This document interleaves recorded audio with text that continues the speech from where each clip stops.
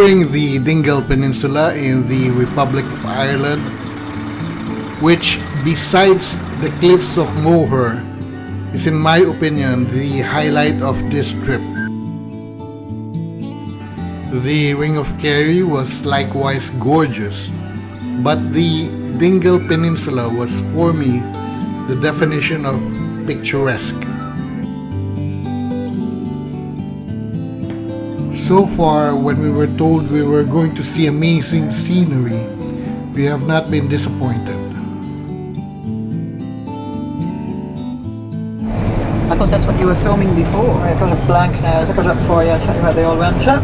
We'll see. You got it? Here. He's still alive. So you can see the Great Blast. The 32-mile drive affords magnificent vistas of the Atlantic Ocean. This drive, which is the main attraction of the place, is a wonderful transformation from all the politics and turbulent history we saw during the first part of our trip.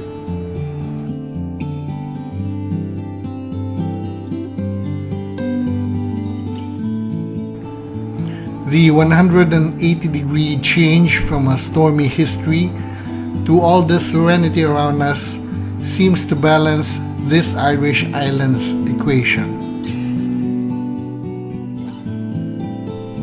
A few stopovers to take pictures does not bring justice to the gorgeous scenery we're watching right now. It's a pity such a lovely place has too few people living in it. At the same time, it's a good thing since its isolation leaves it unspoiled from congestion and pollution.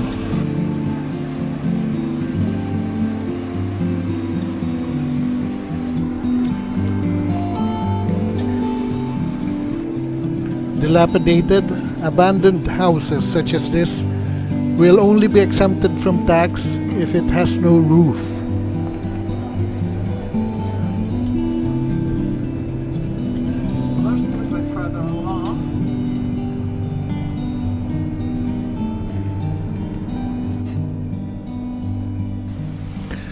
Beauty being linked to pleasure is fundamental to human purpose and experience.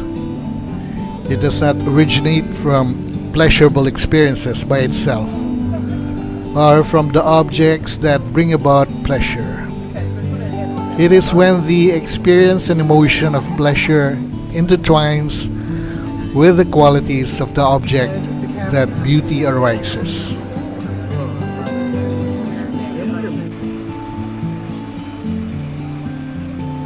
When we say something is beautiful, are we recommending to others that they should take delight in it?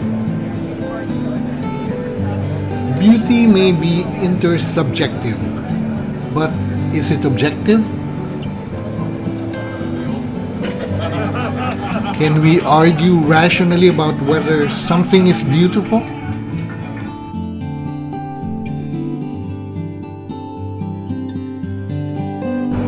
Dingle is a town in County Kerry and is the only town on the Dingle Peninsula. It sits on the Atlantic coast and has a population of 1,900. Fungi is a lone wild dolphin who escorted the town's fishing boats to and from port. He has been recorded as a permanent resident of the entrance channel. The dolphin had developed from a timid but inquisitive observer of the human visitors into a playful though mischievous companion. So Vinny is up here, okay? Okay, folks, Vinny is up here.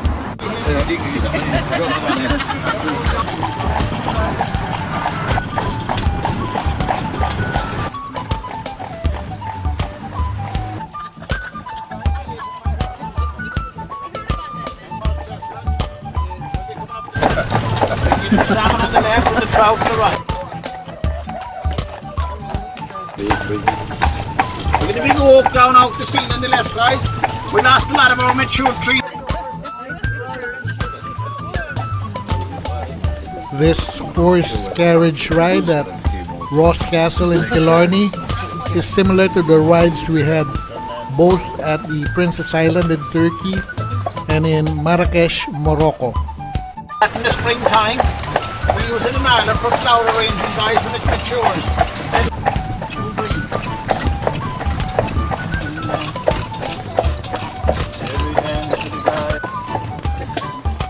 I got him. He's gone down. Roll me over and He's dead. roll me over and do it again. Hello. How are you? Does anybody follow golf?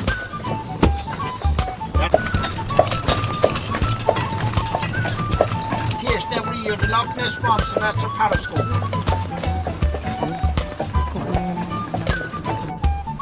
A lot of the trees had been knocked down when a typhoon hit Killarney and flooded the forest, making the soil soft and strong winds uprooting the trees.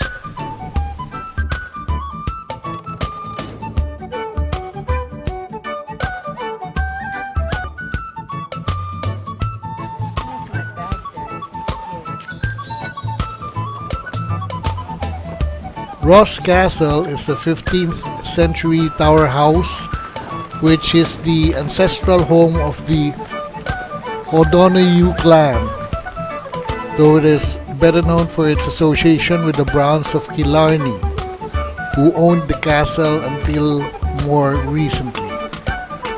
The castle was among the last to surrender to Oliver Cromwell's Roundheads during the Irish Confederate Wars.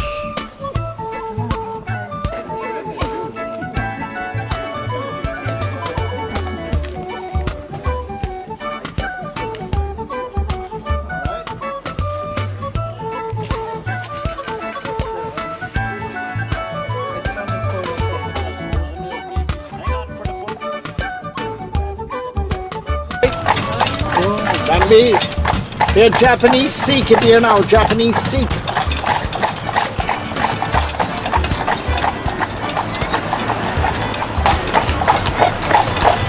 All for troublemakers, Mary. Oh, you give me all the troublemakers. But this place now is very, very good, and you wouldn't go into it in a month of Sundays unless somebody told you. You see Brickeen, you go in through the shop there, you wouldn't even know the shop is just ordinary looking. You go upstairs, it's really nice, and it is the one place that you will get Irish food. They have all sorts of things like boxties, you know, which is this potato pancake that they would have things like bacon, you know, and all the rest of it as filling. So boxty, is here also, yeah. He's just outside Dublin.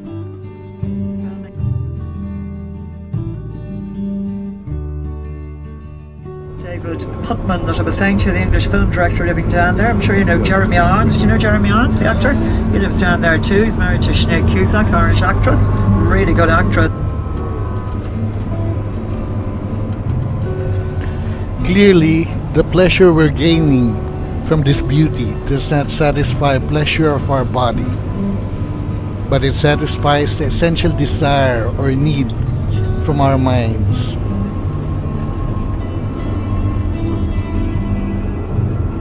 In an Irish supermarket, and you have got the Catholic Church up the hill on the left hand side. To the right, you see where the big long hedgerow is? If you look down there to the right, you'll see the sort of a black by the river. Can you all see that? Yeah. To the left? So that's the shortcut. You see where those people are walking? Blarney Castle is a medieval stronghold in Blarney near Cork, Ireland, and the River Martin. Though earlier fortifications were built on the same spot, the current keep was built by the McCarthy of Muskerry dynasty, a cadet branch of the kings of Desmond. The castle originally dates from before 1200.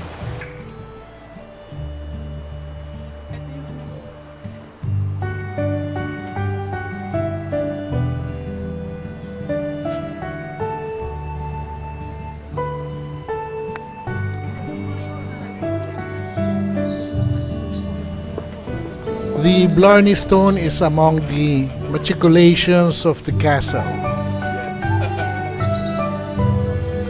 A matriculation is a floor opening between the supporting corbels of a battlement, through which stones or other materials such as boiling water or boiling cooking oil could be dropped on attackers at the base of a defensive wall.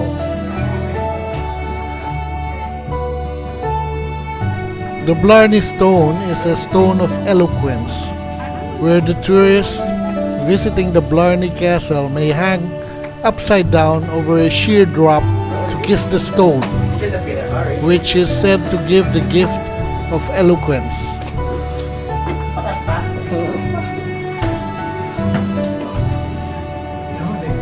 Eloquence is fluent, forcible, elegant, or persuasive speaking.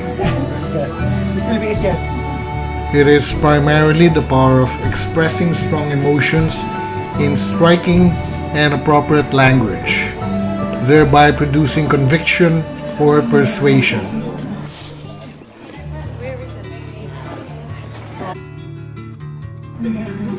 After mastering language, the goal was to reach a level of eloquence, to be able to present gracefully, combine thought and reason in a powerful way, so as to persuade others to a point of view. And here's our friend, Michelle Anastasi, on cue to kiss the stone.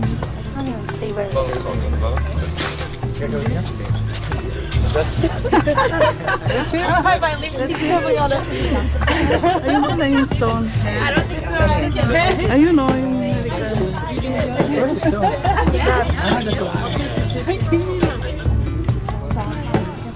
As Einstein said, science without religion is lame.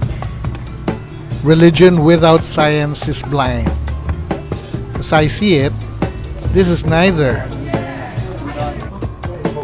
There is no substitute to the use of graceful style, clear, concise grammar and usage, and over time, the insertion of rational and emotional arguments. try mo tingnan yung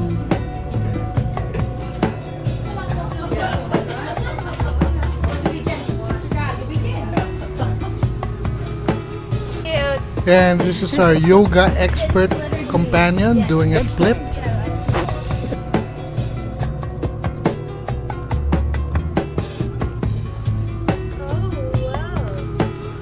The grounds include a poison garden with a number of poisonous plants, including wolfsbane, mandrake, ricin, opium, as well as cannabis.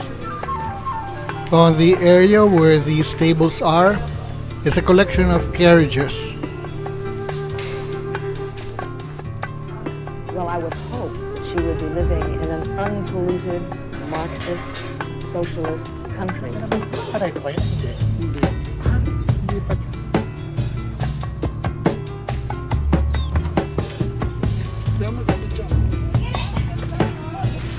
dito na lang. Magsus.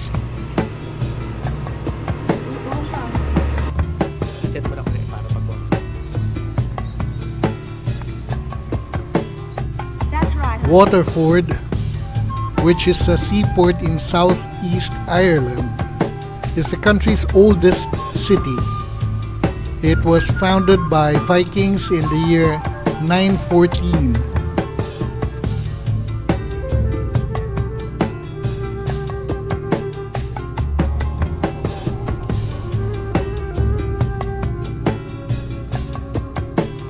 Throughout the medieval period, Waterford was Ireland's second city after Dublin.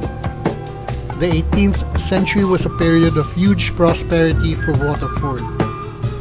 Most of the city's best architecture appeared during this time. A really good coffee shop up these steps there where those people are walking. The Bishop's Palace is up there, and behind the Bishop's Palace then is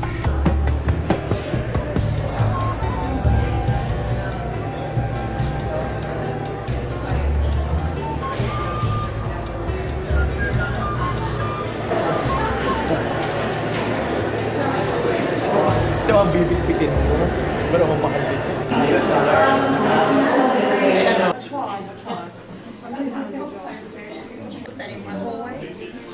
Blowing, cutting, sculpting and engraving being done.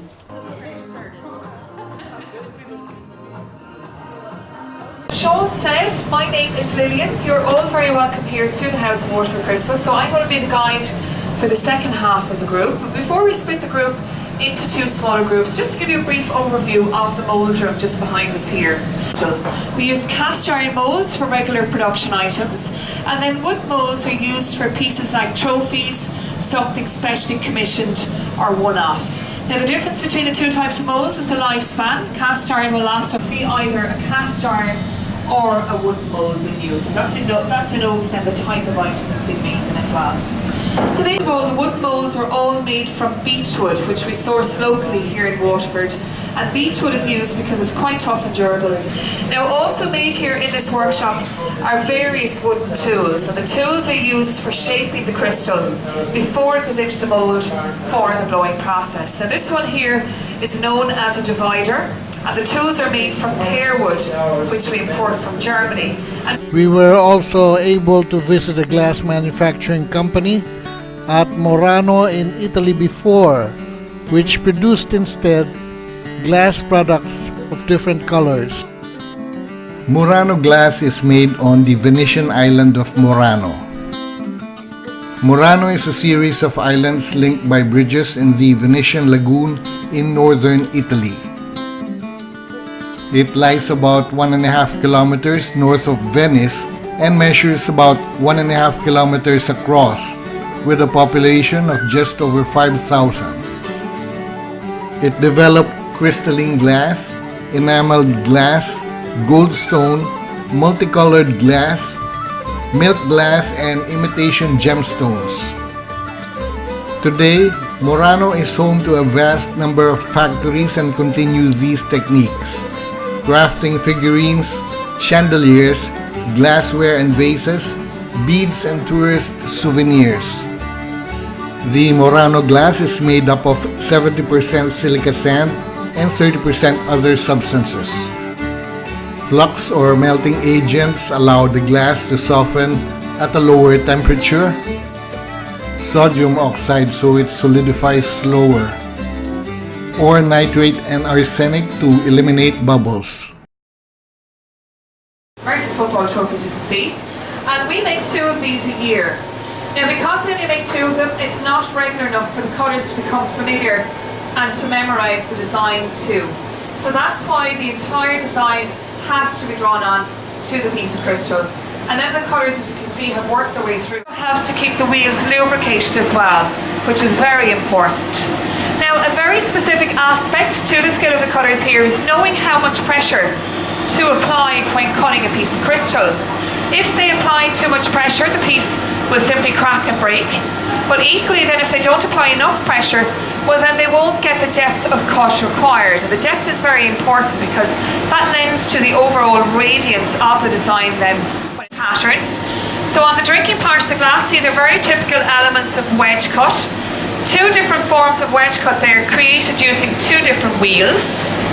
And if we turn it upside down, on the stem of the glass is the flat cut. Now flat cut is also known as rinter cut, and you will see flat cut on the stems of glassware and around the necks of decanters as well, but a very different contour between the two. Waterford, a seaport in southeast Ireland, is the country's oldest city. It was founded by Vikings in the year 914. Waterford Crystal is a manufacturer of crystal named after the city of Waterford, Ireland. The brand is owned by the Waterford Wedgwood Royal Dalton Group Holdings Limited. This is a luxury goods group which also owns and operates the Wedgwood and Royal Dalton brands. In 2015, Fiskars, a Finnish maker of home products, bought 100% of the holdings of the company.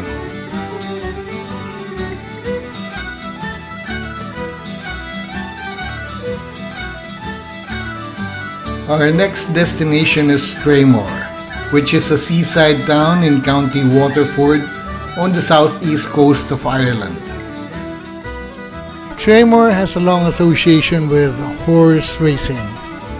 The town is known for a horse racing festival that has been held every August for more than 200 years. Initially, the town flourished as a tourist destination but has developed as a seaside satellite town of Waterford City, which is 13 kilometers to the north. Before the late 18th century, the town was a small fishing hamlet. Thereafter, its potential was realized as a pleasant retreat for the citizens of Waterford and others who assembled there for the benefit of the salt water. The beachfront features a long promenade and an amusement park. It is a popular resort for tourists in the summer and has 5 kilometers of beach and sand dunes looking out into the Atlantic Ocean. Straymore has become renowned as a surfing location in Ireland, as well as other water sports including kite surfing and windsurfing. So while some of our companions decided to join the optional tour to the oldest pub in Straymore, we decided to just avail of the included dinner at the hotel. So we might as well walk around town while the sun's still up and dinner is hours away. In 1816, the Seahorse, a military transport ship, was wrecked in Straymore Bay. 260 perished. Sometime later, the Seahorse was adopted as a symbol of the town of Straymore. With a history going back to 465, Enniscorthy is one of the longest continuously occupied sites in Ireland.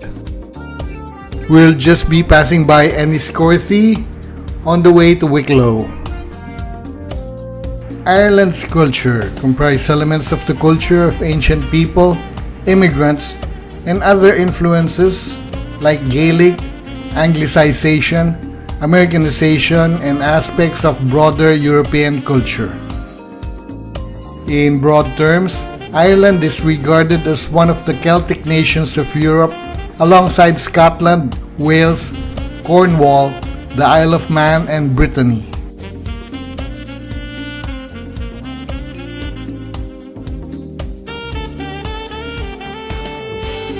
We're here to take a look at a wool mill which produces typical Irish designs which had been around for a long time.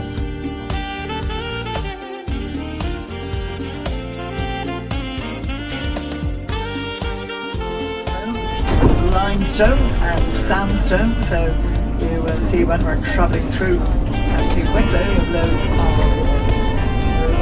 have loads of granite stone also.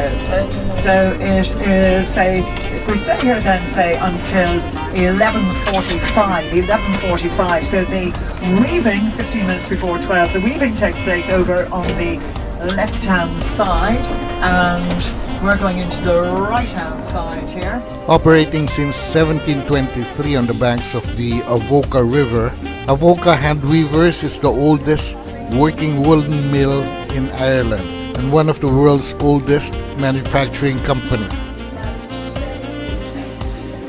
Huge amount of history here. It began life as a farmers' cooperative, so corn was ground for the farmers and their families. Now, they never married, so there was nobody to take on the mill.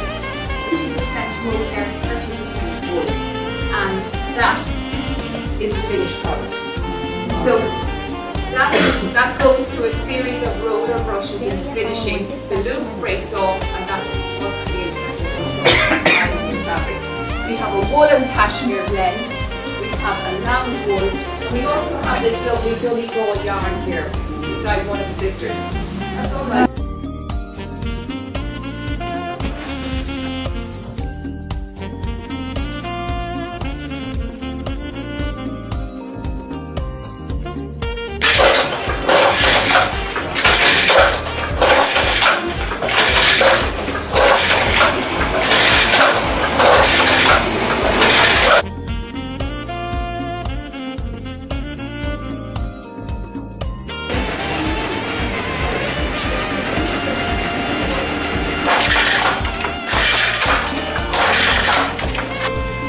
Mohair is usually a silk-like fabric or yarn made from the hair of an Angora goat.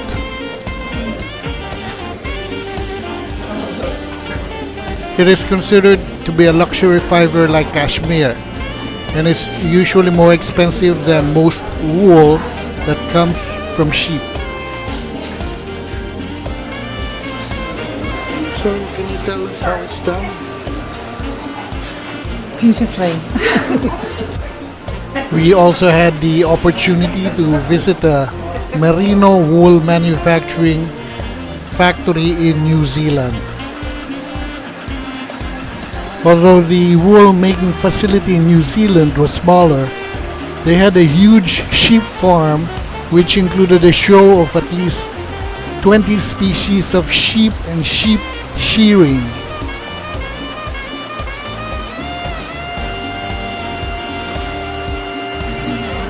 Personally, I prefer merino over any other kind of wool. It not only feels wonderful but keeps you nice and warm as well. The price though is not cheap. The type and quantity of sheep in New Zealand being quite substantial compared to any other country has made it proficient in this industry.